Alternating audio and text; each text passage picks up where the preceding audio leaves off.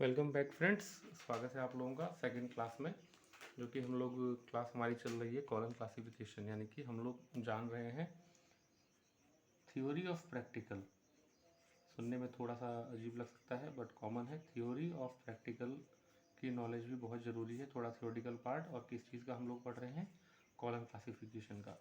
तो पहली क्लास में आप लोगों ने थोड़ा हिस्टोरिकल पार्ट समझा होगा, आशा करता हूँ आपको समझ में आया होगा।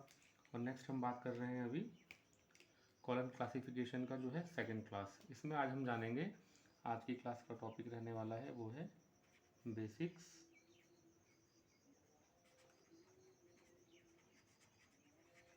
Basic principles of CC. ये हमारी आज की क्लास में हमने टॉपिक चुना है।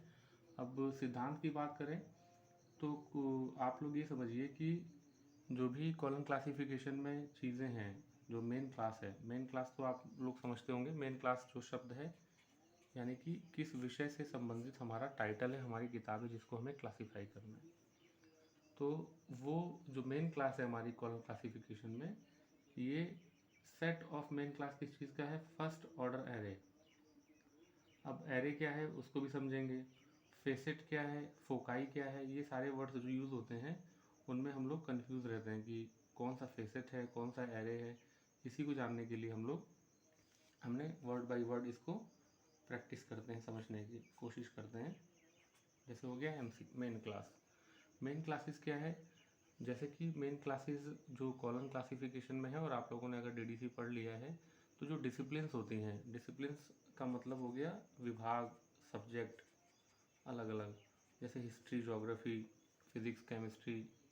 तो इन सब चीज़ों को मेन क्लास कहा गया है। ये ट्रेडिशनल सब्जेक्ट्स होते हैं, जैसे कि बताया आपको अभी, mathematics, physics, history, political science, इन्हीं सबको ही मेन क्लास कहा गया है। इसमें कोई ज़्यादा डाउट नहीं है। जब भी आपको कोई टाइटल मिलेगा सॉल्व करने के लिए, तो उसमें जो भी सब्जेक्ट उभर कर बाहर आता है उसे हम लोग मेन क्लास कहते हैं। और एक टर्म यूज़ होता है इसमें, एरे। अब एरे को समझें तो डिक्शनरी का जो मतलब है एरे का, अगर आप डिक्शनरी पर ढूंढेंगे एरे का मीनिंग तो आपको समझ में आएगा। एरे होता है सिस्टमैटिक अरेंजमेंट ऑफ नंबर्स और सिंबल्स इन ऑर्डरली मैनर, यानी कि नंबर और चिन्हों का जो एक सिस्टमैटिक अरेंजमेंट है, किसी भी फॉर्म में अरेंजमेंट हो सकता है, उसे हम लोग एरे कहते हैं। तो इसमें यहाँ पे जो रेफरेंस है कॉलम क्लासिफिकेशन में, सीक्वेंस की बात कर रहे हैं। यानी कि क्लासिफिकेशन में क्या होता है, सब्जेक्ट का डिवीजन होता है बेसिस ऑफ सिंगल कैरेक्टरिस्टिक्स। यानी कि अब एरे कैसे फॉर्म होगा?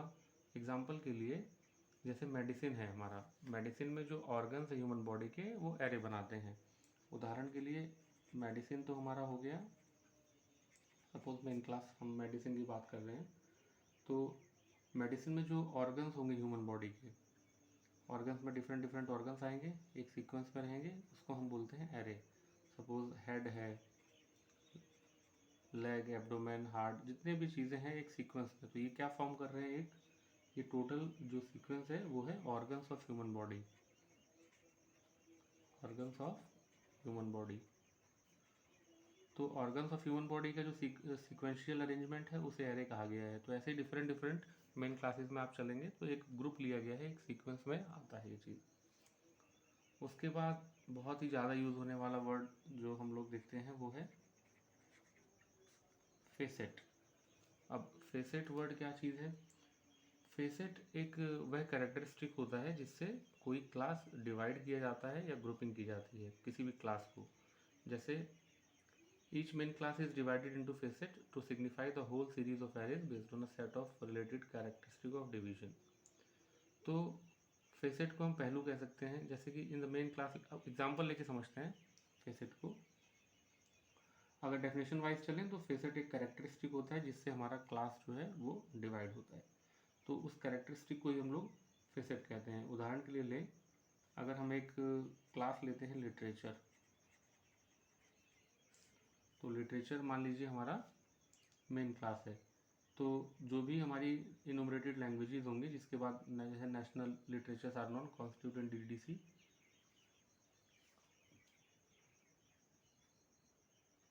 अब लिटरेचर में क्या चीज़ें हैं? लिटरेचर हमारा मेन क्लास है, लेकिन लिटरेचर में डिफरेंट फेसेट कौन से हो सकते हैं? इसके फॉर्म्स यानी कि इस लिटरेचर एक शब्द हो गया।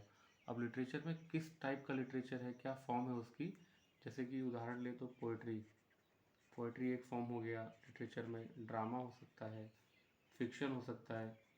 तो ये सारे इसके डिफरेंट डिफरेंट फेसेट हैं।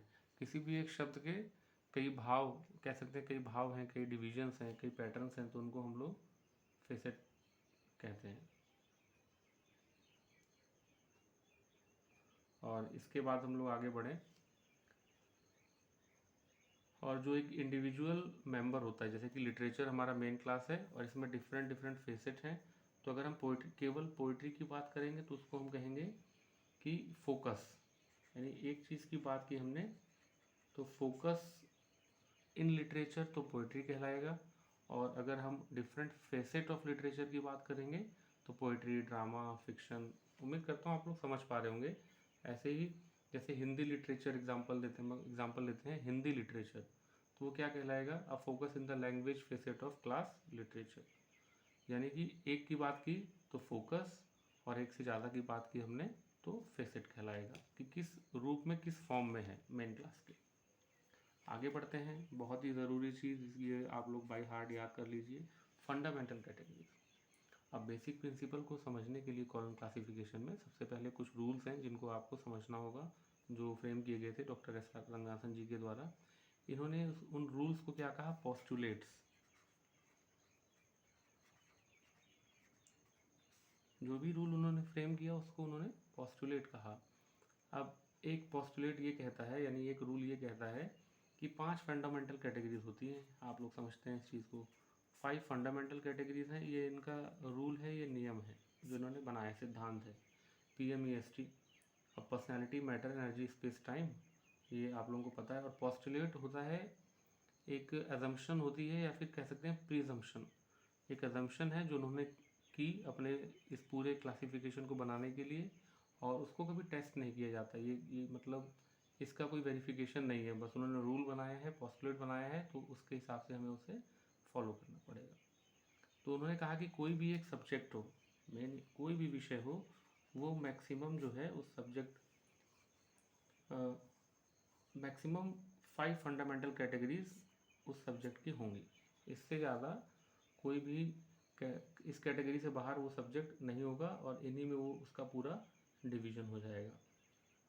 और अगर आप फंडामेंटल कैटेगरीज समझ पाते हैं किसी भी गिवन सब्जेक्ट का, तो बहुत ही ईजी हो जाता है आप लोगों को इसको समझने में कि हम कैसे इसका क्लासिफिकेशन करेंगे। तो इसका जो रूल है PMEST, मेन प्रॉब्लम यही आती है कि हम लोग जो फंडामेंटल कैटेगरीज हैं उसको कैसे पहचानें। The main task in column classification इस कैसे समझें कि कौन सा वर्ड हमारा किस फंडामेंटल कैटेगरीज के अंतर्गत आ रहा है। तो इसको हम लोग डिस्कस करते हैं, बहुत आसान है इसको समझना। तो हम लोग इसको रिवर्स ऑर्डर में समझते हैं। इसके पीछे भी एक रीज़न है, वो बताएंगे। टाइम और स्पेस, ये कॉमन शब्द हो गए, टाइम और स्पेस। इसको समझने में आपको कोई दिक्कत नहीं होनी चाहिए, क्योंकि इनका यूजुअल मीनिंग होता है, जैसे आप जानते हैं, century, decade, year, month, day, are, ये सारी चीज़ें जो है हमारी वो टाइम में आती हैं। टाइम में कैसे कैसे शब्द आ सकते हैं हमारे, सपोज आपको कोई बुक दी है जिसमें सेंचुरी वर्ड का इस्तेमाल है, सेंचुरी हो गया। सेंचुरी के अलावा डिकेड लिखा रह सकता है, ईयर लिखा, यानी कि जो भी शब्द हमें समय दर्शाते हैं वो किस फंडामेंटल कैटेगरीज में आते हैं, टाइम में। और सिमिलर इसी पैटर्न में ही कि स्पेस की बात करें तो स्पेस एलिमेंट को लोकेट करने के लिए आप जैसे कोई जगह है, मान लो कॉन्टिनेंट, कॉन्टिनेंट एक स्पेस की बात हो रही है, कंट्री है, विलेज है, ये सारी चीज़ें जैसे हो गई, इन सबको हम लेंगे स्पेस फंडामेंटल कैटेगरी में।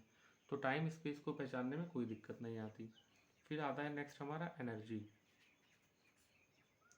एनर्जी की बात की जाए तो एनर्जी रेफर करता है कुछ टाइप का एक्शन।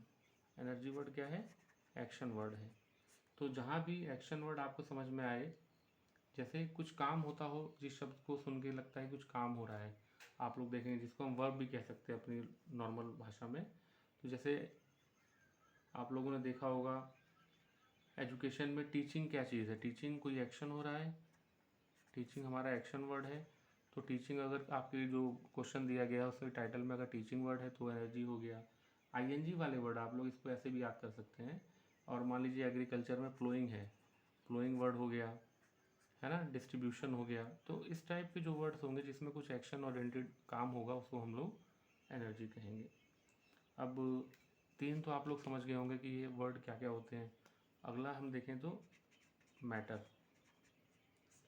मेन कन्फ्यूजन क्रिएट होती है मैटर में रखें इस शब्द को कि हम लोग पर्सनालिटी में रखें। तो मैटर जो वर्ड है ये 6वें एडिशन तक तो कुछ ही मेन क्लासेस में आता था, और 7th एडिशन में, 7th की हम बात नहीं करते हैं क्योंकि फिर आप लोग कंफ्यूज होने लगेंगे, क्योंकि 6, 7 में थोड़ा सा और डिस्क्राइब किया गया है, जैसे मैटर प्रॉपर्टी, मैटर मटेरियल, ये सब चीज़ों को छोड़ते हैं। तो हम लोग बात करते हैं सीधा मैटर की। तो मैटर आप लोग देखें तो कोई मैटर आप जैसे हिंदी में समझें, कोई चीज़ होती है, कोई मतलब सॉलिड चीज़ है कोई कुछ, तो उन सब चीज़ों को हम लोग मैटर में रखते हैं। एग्जांपल लेके समझते हैं। मान लीजिए सॉइल है, सॉइल हो गया, मैन्योर हो गया, है ना। तो इन सब चीज़ों को हम लोग मैटर में रखेंगे। कोई सामान है, कोई ठोस वस्तु है, या फिर इन सब चीज़ों को आप मतलब एक आइडिया ले सकते हैं कि ये सारी चीज़ें हमारी मैटर में आएंगी। कोई सामान है, और एक प्रिंसिपल ऑफ रेसिड्यू के द्वारा ही पर्सनालिटी का निर्माण हुआ। मान लीजिए ये कहते हैं कि आपने टाइम स्पेस एनर्जी मैटर में कुछ आइडिया लेके आपने वर्ड को बांट दिया, और जो भी चीज़ें आप नहीं समझ पा रहे हैं कि भाई ये शब्द किस में आएगा, और इन सब में तो नहीं है वो गारंटी, यानी कि 4 फंडामेंटल कैटेगरी में जो चीज़ें नहीं आई हैं वो हमारी चीज़ें आएंगी किसमें, पर्सनालिटी में। इसी को प्रिंसिपल ऑफ रेजिड्यू कहा गया है। जो बच गया वो हमारा पर्सनालिटी होगा। तो इसमें और हम आगे बात करेंगे डेप्थ में, तो आप लोग समझ पाएंगे। तो आज की क्लास का मेन विषय यही था कि हम लोग समझे मेन क्लास किसे कहते हैं, डिसिप्लिन। एरे क्या होता है, एरे होता है अरेंजमेंट, सिस्टमेटिक अरेंजमेंट किसी चीज़ का। जैसे एक क्लास में कुछ शब्द हैं उनको अरेंज किया गया है, जैसे ये समझाया आपको। फेसेट क्या है, फेसेट हो गया कि डिफरेंट फॉर्म्स किसी भी एक मेन क्लास की विषय की। तो लिटरेचर, लैंग्वेज में, लिटरेचर में मान लीजिए आपका लैंग्वेज आता है, और लैंग्वेज के पार्ट्स हो गए आपके। लैंग्वेज में क्या चीज़ है, पोइट्री, ड्रामा, फिक्शन, तो एक तरह से मेन फॉर्म हो गया। फिर आपका आएगा फंडामेंटल कैटेगरीज, है ना। और पोस्टुलेट कहते हैं रूल्स को, ये अभी बताया आपको। पोस्टुलेट्स मतलब रूल्स जो बना दिए गए। 5 फंडामेंटल कैटेगरी हैं, PMEST। इन सारी चीज़ों को आप लोग दिमाग में रखिए। नेक्स्ट क्लासेस में हम लोग और आगे बढ़ेंगे। तो आज का जो हम देखें तो PMEST पता होना चाहिए, कैसे वर्ड्स को तोड़ना है वो पता होना चाहिए, है ना। और PMEST को जितना आप प्रैक्टिस करेंगे क्वेश्चंस को उतना ही आप पहचान पाएंगे। और हमारे चैनल में ऑलरेडी वीडियोस हैं जिसमें आप देखकर प्रैक्टिस कर सकते हैं। सॉल्व एग्जांपल्स हैं, और जो कॉलम क्लासिफिकेशन का प्लेलिस्ट है जिसमें पावर पॉइंट प्रेजेंटेशन है, उसमें आप लोग इन सब चीज़ों को देख सकते हैं। और ये क्लासेस में लेता रहूँगा, जैसे समय मिलता रहेगा। ये थ्योरी जो है प्रैक्टिकल पार्ट का, इसको हम समझेंगे, क्योंकि इसके बिना कॉलम क्लासिफिकेशन एक जैसे बोलते हैं तुक्का लगाना, तो उसी फॉर्म में होगा। अगर आप इसको इतना भी सीख लेंगे जितना मैं आपको समझाने की कोशिश कर रहा हूँ, तो आप अच्छे से अच्छा परफॉर्म कर पाएंगे और अच्छे मार्क्स आएंगे। और प्लीज़ चैनल को ज़्यादा से ज़्यादा सब्सक्राइब, शेयर, लाइक, कमेंट ज़रूर करिएगा, क्योंकि इससे मोटिवेशन मिलता है। आप लोगों के कमेंट से बहुत ज़्यादा मोटिवेशन मिलता है, क्या चल रहा है, क्या समझना चाहते हैं।